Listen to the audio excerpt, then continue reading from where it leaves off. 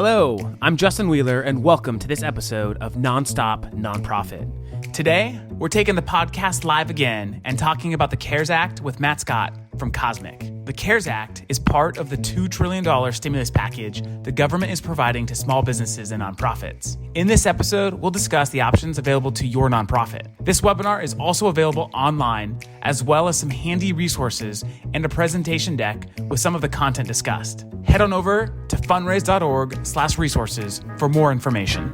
Let's dive in. The best thing that we can do is just raise as much money as possible and then give it to the people around the world. We set out to raise $1,000 to help this person, but we had no idea how to fundraise. Then you're doing it wrong. Okay. That is unacceptable, and that is not the way to run a board. Who is this girl, and what's the thought process when you're like, do I include a nickel? And it snowballs like any peer-to-peer campaign. The more people that view this content, the further and further it grows. The community raised $55 million in 2019. The more nonprofits can give their donor base that experience of the impact that's being made on the ground level, there's nothing else you have to give someone.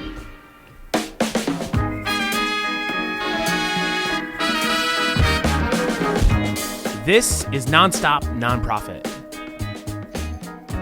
All right, so let's jump in and kick this off. Matt, thank you so much for joining us today. For everyone that's tuned in and has registered, Matt Scott is the founder and CEO of CauseMic, which is a creative marketing and fundraising agency exclusively for nonprofit organizations. We have had a lot of fun working together over the years through just getting to know each other on the personal side, on the business side. And Matt has done an incredible job breaking down the CARES Act. And so we invited him on today because we know there's lots of questions around what does this mean for your nonprofit. And so today's live Q&A is going to be a little bit different. We're going to start with a quick presentation that Matt's going to lead, and then we're going to open it up for questions. Matt, thanks again for joining us today. How you doing? Doing great. Thank you very much for having me. I'm really happy to be back with you.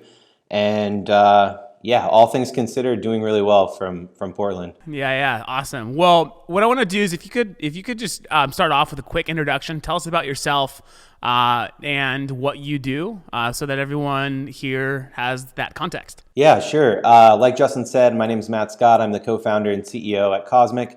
And we're really a digital marketing firm working exclusively with nonprofits to help them raise gobs of money and awareness online. Just like Justin, I came from the nonprofit space. I spent about a decade or so in various roles in the nonprofit development and marketing departments, and just really excited to share kind of the research that we found with respects to CARES Act, as well as some of the other economic stimulus packages that nonprofits can benefit from in response to COVID-19. So that's really our goal here. It's a little bit unique for us. Usually we talk about fundraising and marketing strategies, but really today is about informing people about how they, as a nonprofit leader, can really apply for and be granted various stimulus money. And then we're going to talk a little bit about marketing and fundraising strategy as it relates to some provisions under the CARES Act for tax deductible contributions. So yeah, it's a little bit out of my element, but I think nonetheless we are prepared. So happy to be here. Awesome. And for those of you tuning in for the first time, my name's Justin Wheeler. I'm the founder and CEO of Fundraise, which is a technology platform for nonprofit organizations. We provide fundraising technology along with CRM and email functionality. So we work with nonprofits all across the country, and our goal over the last month really has been to provide as much value to the nonprofit community. So this is our fourth live Q&A, and we've definitely gone off topic in regards to what we normally talk about as a company, because the world has changed so much in the last 30 days, and we really want to be relevant and helpful because I think we share this. We believe that nonprofits are on the front lines of making the world a better place. And since we work exclusively with nonprofit organizations, providing as much value as possible is the goal here. And so I'm excited for today. Matt's done a great job at reading through this 800-page plus document and breaking it down. And so what we're going to do is we're going to start there. We're going to start with a quick presentation. Matt, if you can, please share your screen, and we'll walk through some slides, and then we're going to open it up for any questions as a result. So give us a few minutes to walk through this presentation, and then we'll jump into the Q&A. Yeah, great. Like Justin said, our goal here in the presentation portion is to give a high-level overview of the various stimulus, money that's available and how your nonprofit might be able to apply. And then we're going to do our best to answer questions from the Q&A portion. So bear with us. We're going to cover some information. Some of this might be completely new to folks, and some of it might be things that they are already aware of. Starting really off with, what is the CARES Act? The CARES Act is specifically $2 trillion worth of stimulus money, the largest economic aid package in U.S. history. It's really designed to provide immediate relief to businesses and nonprofits in the interest of protecting payroll above all else. That doesn't mean that the money can only be used for payroll. It can actually be used for a few other things, such as utilities, mortgages, or rent. And some of that will actually be forgiven as long as you follow the guidelines. And so we're going to go over that specifically. That's the bulk of the package that we're going to be talking about today, but there are some other programs as well that I want to talk about. Some of those include the EIDL, the Economic Injury Disaster Loan. This is actually a program through SBA, the Small Business Administration. I am going to do my best when using acronyms to actually say what they are, at least the first time. But knowing that people kind of come and go with webinars, bear with us if we kind of say the same one, kind of switching between EIDL or Economic Injury Disaster Loan. There's also for some of the larger nonprofits, there's a mid-sized loan program. These are for people who have above 500 employees. And then there's also tax deductions, some changes in the tax code specific to charitable giving that are going to be really important as a part of your fundraising and marketing strategy. So we put this together as really a breakdown of kind of those four major buckets. Again, the first one, Payment Protection Program. This is really focused on payroll, mortgages, leases, and utilities. And we're going to talk about how you can actually calculate the loan amount that you might qualify for. The second is that Economic Injury Disaster Loan. This is a 30-year fixed rate loan at 3.75%. offered for small businesses and nonprofits through the SBA. You can see that it's actually can be used for sick leave. It also can be used for meeting payroll, mortgages, and servicing the debt. That's important to call out the distinction there. It can be used to make a loan payment, but it cannot be used to replace an existing loan. So let's say your nonprofit already has a short or long-term loan, maybe through a bank, or through another institution. You can use that money to make the payment for that loan, but not to replace that principal amount. So that's an important distinction. Also, something to consider is you see payroll here on both categories as well as mortgage. PPP, the Payment Protection Program, is specifically designed for that first 8 weeks is going to be forgiven on the loan amount if you use it and maintain your payroll previous to kind of the coronavirus crisis. And then you can actually use EIDL for additional payroll and mortgage costs that extend beyond that PPP money.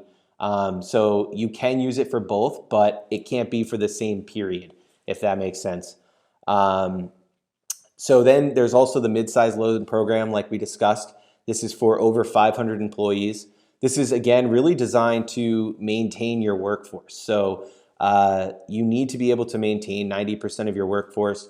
There's also some other restrictions we're going to talk about, particularly around not outsourcing your work to foreign workers. This is really kind of set up to help the American economy, and that's really what it's focused on. So we'll talk about that. Lastly, the charitable contribution piece. There's actually two aspects of this that are hugely important. First off, everybody knows the impact of the former changes in the tax code on charitable giving.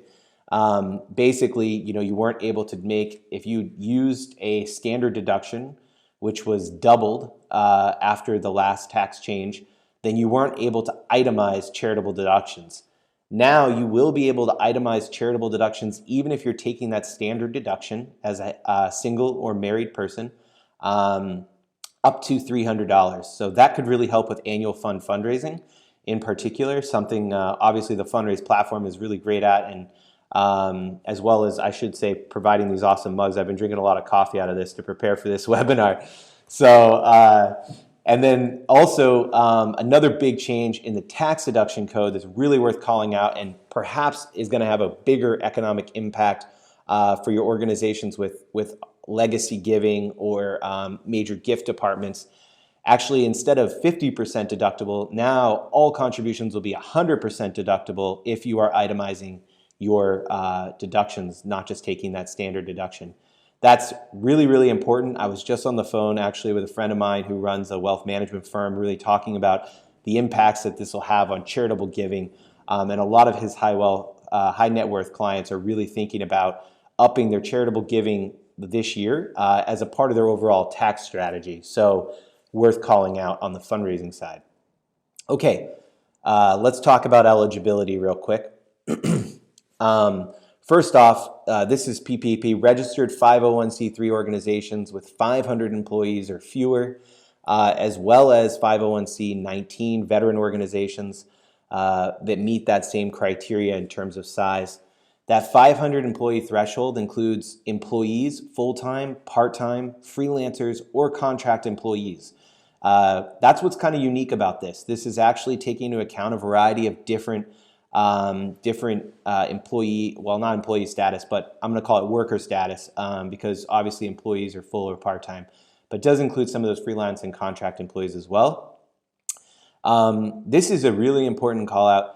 You must be in operation on or before February 15th. So if you're a new organization without any employees on payroll, then this is not going to be that program for you if it is actually after February 15th. Also, there are some criteria here. You have to, in good faith, certify that your organization is applying to this loan due to the economic conditions that have been brought about because of the coronavirus. Also, the receipt of the loan must be used to retain those workers and maintain that payroll or make those mortgages, lease, and utility payments. That's an important call out. It can't be used for other purposes. It's really a payroll protection plan. And your organization does not have to have another pending application for a loan. In other words, a lot of times with the SBA programs, you actually have to have meet other loan requirements. Those are all being waived for this program. You don't have to do those first. You can actually do PPP first. That's really important because the first 8 weeks after the loan is issued, all of your loan costs up to those 8 weeks could be forgiven if you meet some of the requirements I'm going to talk about. And your organization does not already have to have received another loan for similar purposes. So in other words, you can't have the same money being borrowed by some other way to pay for the same thing. They want to make sure that it's really going to those costs. Okay, so we already went over the size. Funding provided up to 8 weeks of average payroll and other costs. I know that we received some questions in advance about how that's calculated. We'll go over that in the Q&A section as well. But specifically, the really cool thing about PPP is that for those first 8 weeks after, all that money can be forgiven. It's issued as a loan, but it'll actually turn into a grant provided that you maintain the same level of people and the same amount on payroll, gross dollar amount coming into it. There are some exclusions. If you have any employees that are salaried in excess of $100,000, that portion over $100,000 is not going to be forgiven. That can't be included in the calculation even for the loan. And then you can't double dip. In other words, you can't use again be seeking the same money in different places. Okay, so that's really the fundamentals of PPP. Emergency Economic Injury Grants, EIDL. This is a true 30-year loan at a 3.75%. It is not forgivable. That is a key distinguishing factor. You have to repay this loan. But as you can imagine, a 30-year note at 3.75, that's really, that would be historically low mortgage rates, and that's kind of an asset-backed loan, or you've got collateral on the line. This does not require any collateral. It does not require any personal guarantee, but that 3.75% over 30 years. One other really cool feature of this program. Matt, real quick Sorry, on this, unless this changed as of last night, and we all know these things change.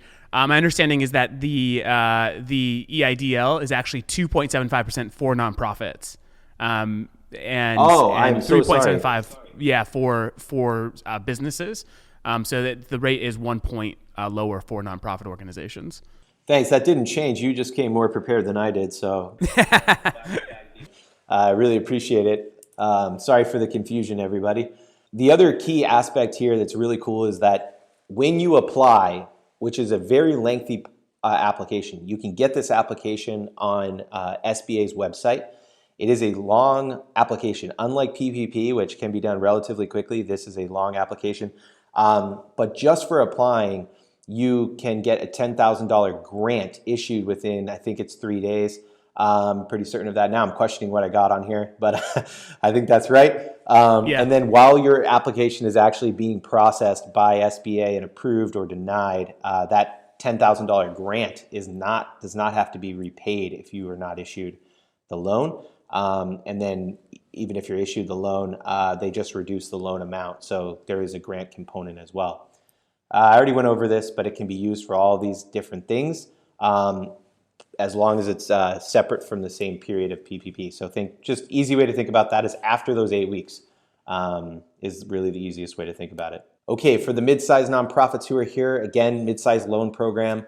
This is a direct loan program to nonprofits with 500 to 10,000 employees, or 501 to 10,000 employees. The interest rate on this is 2%. No interest or principal is due for the first 6 months. So you do not have to make any payments at all for the first 6 months, which is great. Nonprofits seeking aid must agree to the following things. It must be used to retain 90% of your organization's existing workforce. You cannot outsource those jobs. Not important dividends or stock buybacks. That's really relevant only to the for-profit companies. So I don't know why we snuck that in there. I apologize. All right, the tax deductions, like we already talked about here, $300 available for taxpayers who claim a standard deduction. They will actually be able to take an additional deduction above their standard deduction. And then for those itemizing, again, maybe these are your major donors, these are your legacy donors, or potentially some people in your annual fund or recurring giving programs. 100% of their charitable contributions this year will be tax deductible. So that is going to be an increase of 50%, which is potentially going to increase giving. Definitely recommend marketing that to those key segments at your nonprofit. Let them know because they may not be aware. Okay, FAQs. Justin, wanted to ask you, do you want to kind of go through some of the FAQs that we already kind of came into this knowing, and I can go over some of those, or would you prefer that we dive into some of the questions that we're getting asked here in live form? So let me ask a couple questions that came in ahead of this, and then we'll jump into the Q&As that are coming in. We've got a lot of questions, over 50 questions already, so we've got a lot of work to do. And again, just for those of you that chimed in a little bit late, you can go upvote questions, so you can go read through and kind of vote for which questions are top of mind for you. We're going to start from the very top and make our way down. So Matt, let me ask a question that came in from Linda, Eastside Friends of Seniors. What options are available for nonprofits who local banks are not participating, and other banks are limiting applicants to those with accounts with them? Yeah, great question. I'm going to be honest with you. It's crazy. I'm here doing this webinar right now, and I have a guide that we've produced to help with this topic, but we ourselves are in the same boat that you're in for our business. So I feel your pain. There's a lot of uncertainty around how to get your application processed. There are some resources that I wanted to point out. I want to say that I personally have not used all of these, so I can't claim all of them are great, but they did come from an SBA approved lender, the region's biggest lender where I am here in the Pacific Northwest. But these are entities that can give money to or approve applications across the country. So biz2credit.com, and we will share these obviously after, cabbage.com, fundaray.com/PPP, Newtek, that's NEWTEK.com, and readycapital.com. So those are institutions that are approved by the SBA to actually process your applications. Also, on the big bank side, US Bank already has a very robust SBA program, so that might be an option. I'm gonna be honest with you, your community banks are probably completely overrun. I mean, I was in touch with 15 of them 2 weeks ago over a weekend, just trying to get information for you all, as well as kind of understand what the process was gonna be. Community banks are really overrun, so I would recommend potentially going to one of these other sources that I just talked about. I would also say, basically you need to be like a dog on a bone. You cannot give up. You need to, if you hear no from somebody, you got to go to the next person on the list. And I would actually recommend too, applying, reaching out to a couple and starting the process. You can always let somebody know, hey, stop the process. I've got it processed by someone else. So I recommend that. It's a good strategy. You got to have a few different kind of, what do they call that? Like things, irons in the fire. Irons in the fire. Also, the other thing that I found is check in with your payroll company, who you're using to run payroll. They also have great resources on where you can apply, and some of the payroll companies are actually also managing the process. So check in with that. And then also, if your expense vendors, like whether you use Expensify or Divvy, any of these services also have great resources available for where you can apply if they're not serving as one already. So definitely keep that in mind. Matt, there's a question you hit on that's like a little further down in the Q&A, but important. People are asking, can you submit multiple applications? And so do you want to touch on that real quickly?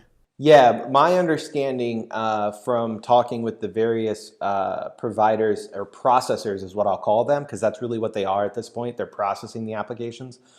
You can start multiple applications, the process with different processors, but as soon as one of those is submitted, you're confirmed. You have been approved by that institution and it is submitted to SBA, then you should stop with the other people who are potentially processing it, because you don't want to have multiple applications getting to SBA for two reasons. One, you won't be issued it twice. And then two, it'll bog down the system and really prevent other people, because SBA, on average, they do $30 billion worth of SBA loans a year in 12 months. This is $300+ billion in 3 months. So we all need to work together as a community to make sure we don't overrun SBA by having multiple applications from different providers. So that would be my advice to that, is put a couple in motion, but as soon as you've got one that is approved by an approved institution and move forward with SBA, you need to let the others know that they can stand down. Awesome. Thank you. All right. Another question here from Barry, Executive Director. Everyone says to apply through a corporate bank. Chase told me to apply through SBA. I filled out the application on their website and submitted with all requested data, but nowhere did they ask what amount I am requesting. Did they just make that determination? Do they kick it to the bank? Lots of confusing and conflicting info. Yeah. My first thing is, I'm very concerned if you're saying they did not ask for the amount, because on the SBA application for PPP is a calculation that you need to fill out that says this is how much money I am requesting. So I'm not sure what form you specifically used, but we will be sure to provide, I'm sure of it, Justin will send it out after, the actual SBA approved application that all of the institutions are now using. Early on, a couple weeks ago, if you did it then, or even a week ago, I mean, Justin and I have been talking about how fast this is moving. It was guidelines, and they weren't final guidelines. So it's possible that you started that process before the final application was produced. But yeah, I think there was another question too, right, about how you calculate this. I don't know if we want to go into that now, so this person would actually know how to calculate it. But I would say on surface, you did not fill out the application that you should have. So I think the application was likely that this person is referencing was the EIDL application, because okay. the EIDL doesn't require an amount. As there's further kind of vetting required once it's submitted, but the PPP does require that calculation, like you mentioned. So perhaps this person was asking about the EIDL application. Yep, you're absolutely right there. That application is quite a bit longer. You have to provide. My understanding from talking with SBA approved lenders that process EIDL applications in general, these disaster applications, is that you need to make a strong business case and be prepared to defend a dollar amount that your business has been economically impacted. That can actually be based off of two things. It does not have to be actual, it could be forecasted. So if you were forecasting a certain amount of money this year, you can use the forecasted amount. It doesn't have to just be 2019 actual numbers. It could be, well, I was forecasting 2019 plus 10% or whatever your growth rate was, and this is how it's been adversely impacted. Got it. Okay, we'll move on. I'm going to jump into the Q&A tab now, just because we're closing on 100 questions. And we're going to do our best after this to answer questions and to bring in the appropriate sort of counsel as well for anything that we can't answer today. So there's some questions we may not be able to answer, and we'll let you know of those. But let's start with the top question here. Would like to know the difference between the $10,000 forgivable loan and the PPA loan. Are nonprofits able to apply for both? The $10,000 grant that you're talking about as a part of the EIDL is actually a forgivable grant, and that's just for having filled out and completed the application process. And if you are denied, then that $10,000 will not need to be repaid. That is separate from PPP. The PPP forgivable portion of that loan is the amount spent on the first 8 weeks on payroll, mortgage, rent, utilities, the aggregate total of that. So that's the distinction there. They are two different things. My recommendation would be to apply for PPP and then EIDL, because that is how you would then be able to say, okay, the money I need beyond this initial 2 weeks is X. And then that grant would be potentially issued as long as your application is processed. And all of this is based on as long as the funds are available. They're talking about refilling the funds potentially, but there is a limit. It's not an unlimited pool of money. I saw something last night actually about adding $250 billion to the PPP just because of the demand. I think like on the first day, even though as of yet, nothing has been funded, but supposedly this week is when they'll start funding. So we'll keep our eyes peeled for that. We'll move on to the next question. Are all banks processing the PP loans on the same schedule? Our bank has told us that nonprofits are last in line for these loans after small businesses, independent contractors, etc. The answer is no. They are not all processing them in the same order. The individual processors are allowed to kind of set their own criteria. Best I can tell, I know that for having multiple irons in the fire myself. And so there's certain things like where, if possible, start with your own bank, your existing bank, because ask them if they are processing these, and then from there, try and make a case. I mean, this is an opportunity or time when you need to look at your board of directors, your supporters, see if someone is, serving in a position of authority at one of these institutions. Because you really need to be kind of the squeaky wheel gets the grease, as they say. So the short answer is no. They are not all prioritizing people in the same way.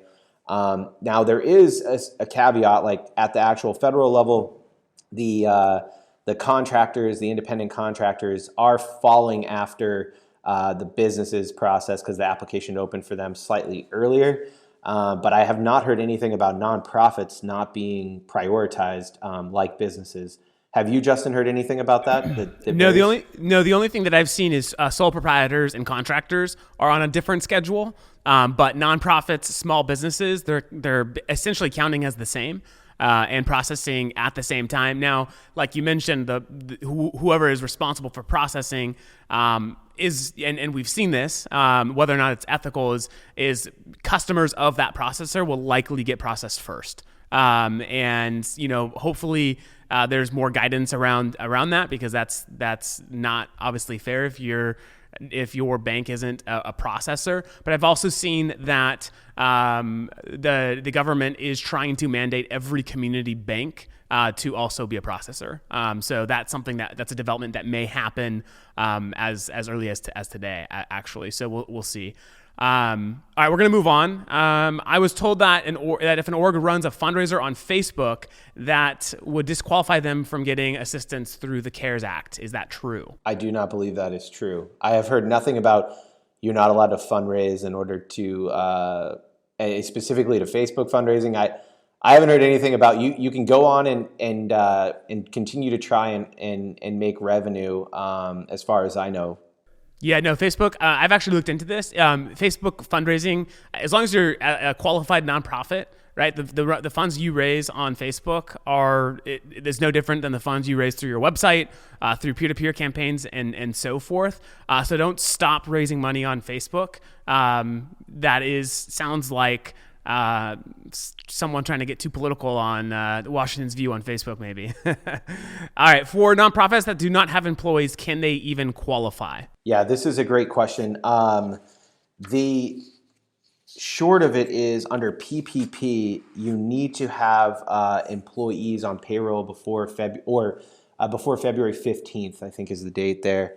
That is my understanding, is that you actually do have to, in order for PPP, but EIDL, you do not need that payroll requirement. Next question. In the application, we must certify that the current economic uncertainty makes this loan necessary to support the ongoing operations of the applicant. How is this defined? Do we qualify if we are not planning to lay off employees? Yes, you do qualify if you are not planning to lay off employees. How that is defined is, it's somewhat loose, it's gray. You have to basically say, okay, one way you can determine this is you could say, we were planning to raise $10 million this year, but because of the economic impact of coronavirus, we're only going to raise $7 million. That's what we're now forecasting. Well, we had cash reserves, so we're going to keep all of our team members employed, but we had an adverse impact as a result. The answer is you can actually apply for this. There is you might want to ask yourself, if you are in an economic position where you can afford to continue to pay all of your employees and through your cash reserves.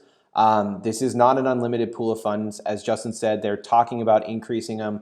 I happen to know one of our clients, I was chatting about all this different stuff and kind of sending them information.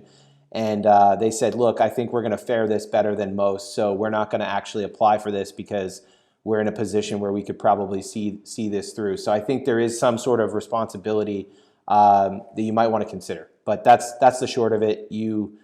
That's how you might define the economic impact. Great, thank you. When does the 8 weeks begin for the PPP? The moment that the loan is issued. Great. So funded. The right, day that funded. the loan's funded. Once the funds arrive in your bank is basically your countdown for 8 weeks. All right. For PP loans, how do nonprofits fill out the owner section? This is a great question. I'm on the board of a nonprofit. We were getting this question asked. Our accountant and finance committee determined that you use the EIN, and then you actually it does require that Social Security number to complete it, but it is not a guaranteed loan. So you can use either signing authority of the nonprofit, a chairman of the board, something like that. But it is not a personal guarantee. There is not even a credit check in order to process this. So you shouldn't be afraid of that. Awesome. Can you tell us about loan forgiveness for nonprofits? Yeah, no, we had obviously had slides about this, but maybe if you want to just kind of reiterate some of the forgiveness options that we know about today. Yeah, under these programs specifically, nonprofits included, if issued this loan, which is 2.5 times your average payroll cost, there's a lot into that calculation. I could go into detail, but that amount is the loan amount. So 2.5 times. Well, the 8 weeks following that, from the day that that loan is funded, you receive those funds, the money spent there is forgivable. And there's going to be an audit of whether or not you had the same number of employees as before the crisis and the same gross payroll cost. During that 8 weeks. It's during that 8 weeks. Exactly. During that 8 weeks. And that is the portion that is forgivable. So obviously 2.5 times that payroll, and then you smush it down into 8 weeks, potentially you're not going to spend all of your loan amount. So that delta you're actually going to owe as a loan. So that's PPP. EIDL is $10,000. If you submit an application, $10,000 will be granted to you within, they say, 3 days. To Justin's point, I mean, I don't know if that actually happens within 3 days, but the point is it comes very quickly. And if you are not issued approved for that loan at that 2.75%, then it is a grant. You do not need to pay it back. If you are, then my understanding is that it is reduced from the loan amount, but you also don't have to pay back that $10,000 portion. Awesome.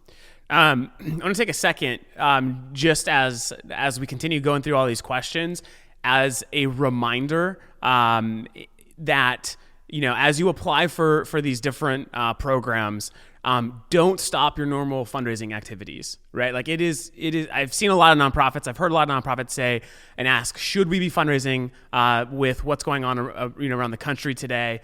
Does it make sense? Is it sensitive? And, obviously you have to know your donors. You have to know who's been impacted by this and who hasn't. Continue your normal fundraising operations, unless you were doing a gala in the spring, right? That's gonna change. That's gonna be different. We don't want you stopping your fundraising activity. And at the end, we're actually going to talk about some campaigns that we've seen to be very successful during this time. So I just want to encourage everyone that don't put all your eggs in one basket. There's obviously a lot of opportunity and potential here, but continue running your business, continue running your nonprofit as you were prior to COVID-19. Okay, so if you have contractors that pay you monthly, or that we pay monthly, do they apply for money for them? Do we apply for money for them as well, or is it only for full-time employees? Yeah, this is actually a great question. There is some confusion around it. When you go to fill out your application, my understanding, and I want to be clear, we should have said this at the start, but I myself am not an attorney and I'm not giving legal advice. And so you should check with counsel as well as with your bank. They're not going to let you process, or one of these processors aren't going to let you approve you basically for something that doesn't qualify. But my understanding is that you are able to include those costs, and that they, as well as 1099s, could apply for them themselves too. But keep in mind that you do need to maintain that amount should you be seeking that funding. Justin, do you have a different understanding of that? No, it's payroll is loosely defined in regards to like who are the people you are paying to run the organization. So contractors, we have seen contractors can be thrown into that calculation. We are Wells Fargo customer. They are no longer accepting applications for PPP. Where do you suggest applying where I don't have to be an existing customer? So maybe if you want to just repeat some of the existing, the first question we answered. Yeah, we'll send these URLs, but biz2credit.com, cabbage.com, fundera.com, newtek.com, that's NEWTEK, and Ready Capital. Those are, this is a list that was provided by an SBA approved lender as third parties that you might want to consider. Again, if you weren't here earlier when we discussed this, I recommend that you start the process with multiple, because it's everyone's overrun. A question I see here in the comments that was applicable to something we said a few minutes ago. The question is, has anyone seen good examples of outreach to donors, letting them know about this tax change? And I wanted to real quickly address that because I felt like a nonprofit that I'm on the board of did something really powerful. They looked at like obviously some of their largest donors. They went to the board and said, hey, we want to make sure that our board is aware that these tax credits exist for you. So if that changes your giving, if that accelerates maybe what you're going to give next year, and you want to do that now, this is obviously great for tax planning purposes. So I would start with the board and start with donors that have high capacity, because this is going to be something that really benefits them in that regard. Okay, so can you apply for the EIDL and only accept the $10,000 advance? My understanding is that you can, that basically like that $10,000 will be issued. But if you are approved for it, then you don't have to actually take out the funding. Like, you will have to sign for that after the application process. So the short of it is, yes, you are able to do that, is my understanding. Can a small nonprofit with no payroll, all volunteers who run a thrift store for the benefit of our local hospital, apply for CARES Act for our ongoing expenses of rent, utilities, insurance, etc.? If you do not have any payroll cost or human capital costs, as Justin described it, it's kind of loosely defined. But if you don't have that human capital cost, is kind of what I'll categorize it as, prior to the 15th of February, then you're not going to be able to apply for this program. But EIDL would probably be the right program to apply for. Is there any maximum deduction? I'm just going to go rapid fire because we've got a lot of questions and we've got about 15 minutes. So I'm just I'll chime in if I need to, but I'm just going to keep going. Is there a maximum to the 1% or to the 100% deduction for charitable donations for those who itemize their charitable deductions? Does this apply to both individual donors and corporate donors, or only to individuals? This is applied to individual donors who are taking itemizing their deductions, whether they're married, filing jointly, separate, etc. And as far as I understand, there is no maximum that you can do. 100% would be deductible as opposed to 50%. Do you know if the PP defines utilities to include water, telephone, etc.? It does, yeah. It actually loosely defines it, so I believe it also applies for internet, telecommunications, all those sorts of utilities. So my question in regards to the COVID-19 economic injury disaster loan application, under business activity, there is a nonprofit option. What is the best category to use, or there isn't a nonprofit option? What's the best category to use when it prompts the detailed business activity? I think that would be, my experience, you can actually use your payroll company should have a similar code that you can use for your business. I would recommend starting with that one. I mean, without knowing specifics about your organization, it's difficult for me to answer, but this is what you should use. But you can start with that payroll code, and then from there, I would say picking the one that best fits into your organization's programmatic work. Awesome. Okay, so this is great. So just today we received notice. Congratulations that we have been approved for an EIDL, and we're told the amount we were eligible for is $15,000. We have already applied for PPP through our lender, and we're told we are in queue and we'll hear back soon. If we accept the $15K from EIDL, can we still get the full 2.5x from the PPP? The main question is, when you applied, were you planning to use that for the same purpose? So the first 8 weeks, payroll, mortgage, utilities, if you were planning to use that money over that first 8 weeks for that, then you should not answer the question in good faith that you plan on using PPP for that purpose. But if you want to use that EIDL funding for this payroll, mortgage, utility related cost after that 8-week period, that would be used for different money than the PPP, then you should be able to get both. Are EIDL loans forgivable? No, they are not. It is a loan. $10,000 is a grant. The actual loan amount is not forgivable. And it's a 2.75% rate.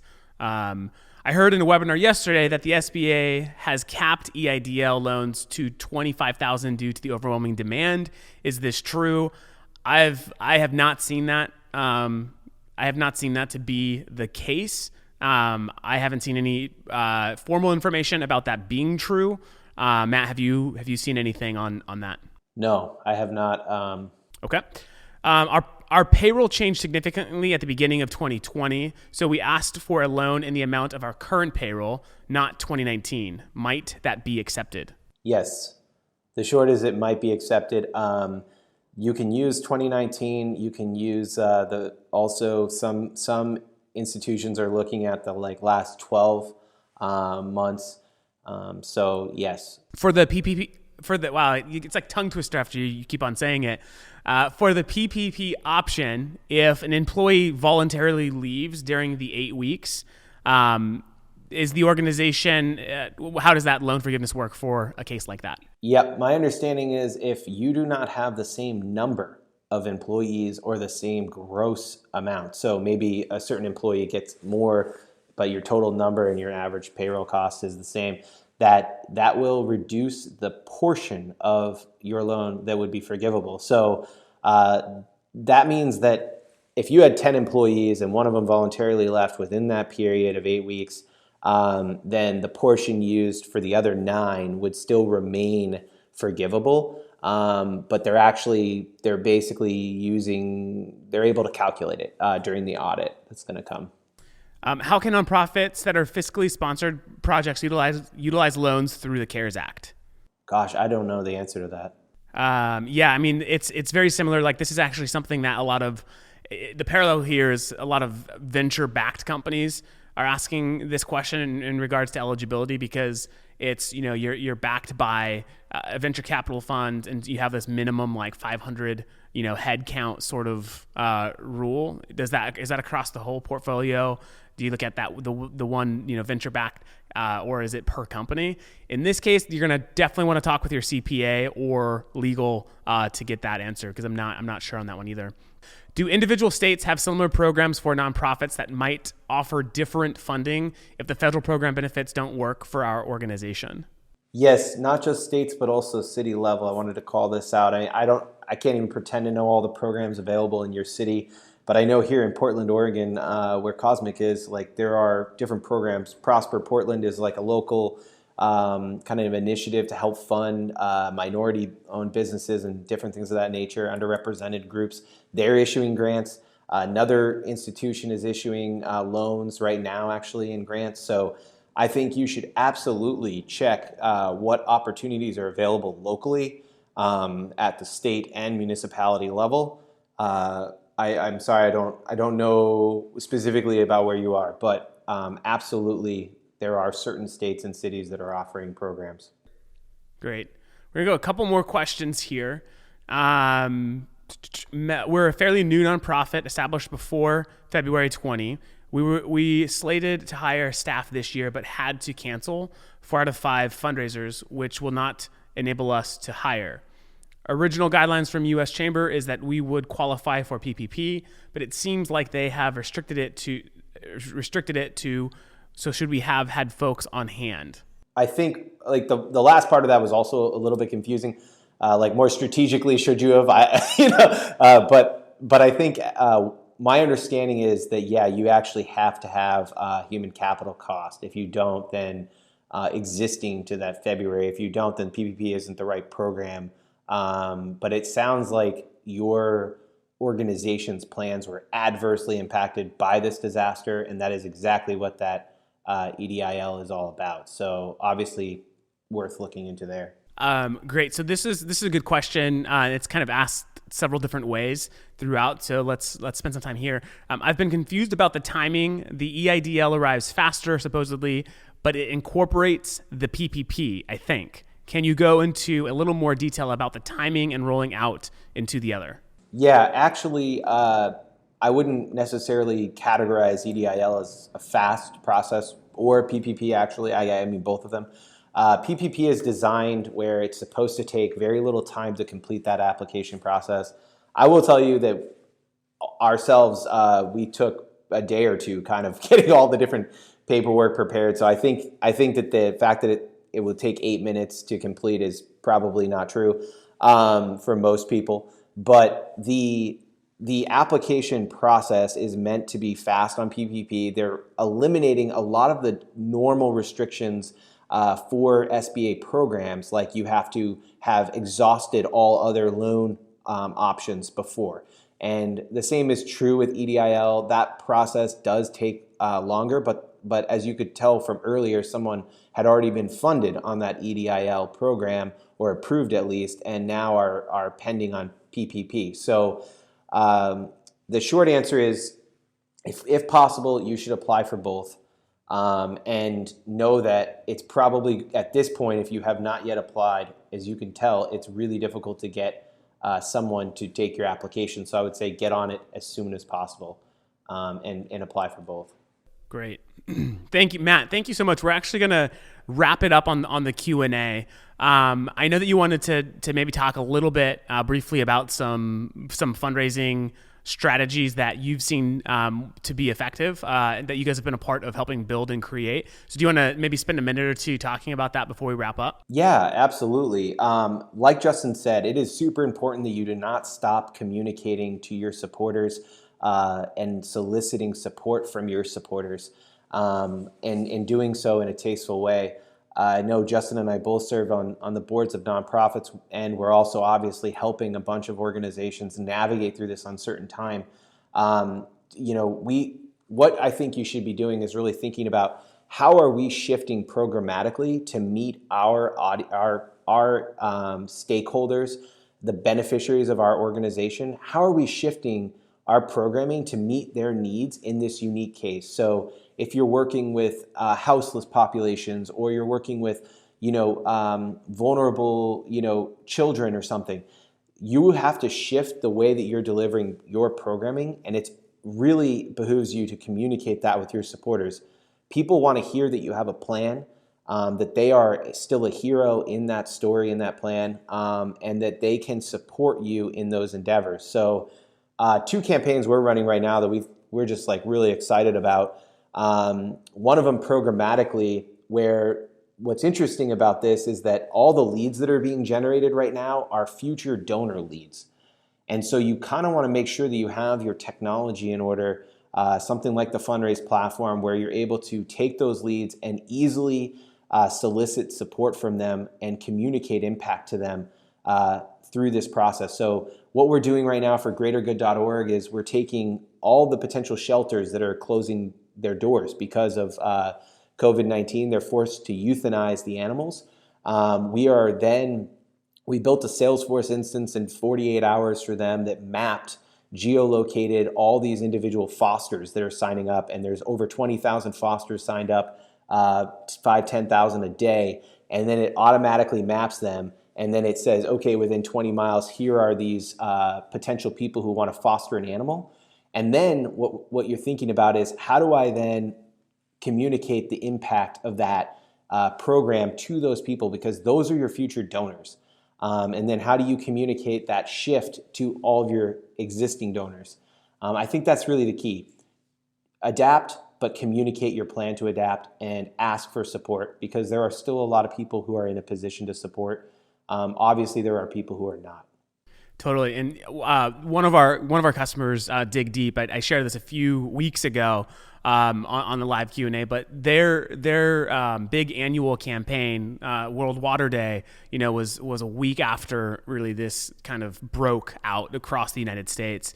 And they found a way to tie in their messaging to what's happening. And for them, it was, how can communities with lack of clean water safely wash their hands in a situation like today? So they tied in hand washing, right, to the necessity of clean water, and they blew past their goal. In fact, they had to set a new goal 4 different times, raise over $200,000 in less than 24 hours. And I think as part of that success was the messaging of tying it into what's happening today, how dirty, not washing your hands could be a cause for spreading the virus. And so I think it's sitting around the table and getting creative with how you message it. Not every nonprofit will have that sort of angle, but that doesn't mean you still can't fundraise.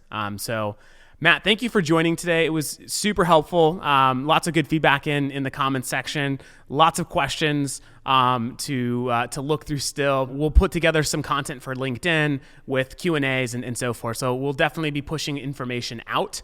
If you are an organization that's looking for consultation around pivoting your fundraising strategy, CauseMic is a great organization to talk with. We'll make sure that their website is linked to the follow-up email from here. Also, if you're in need of technology to take your fundraising digital and to go more virtual, Fundraise is also a great option. You can go online. We have a COVID-19 response page where you can actually learn about the different things that we're offering as a result of what's going on in the world today. So check out our site there, and we'll include that in the email. Thank you all for tuning in. We hope it was helpful, and we will be back live next Wednesday with a new topic. Take care. Thanks for listening to this episode of Nonstop Nonprofit. This podcast is brought to you by your friends at Fundraise, nonprofit fundraising software built by nonprofit people. If you'd like to continue the conversation, find me on LinkedIn or text me at 562-242-8160. And don't forget to get your next episode the second it hits the internets. Go to nonstopnonprofitpodcast.com and sign up for email notifications today. See you next time.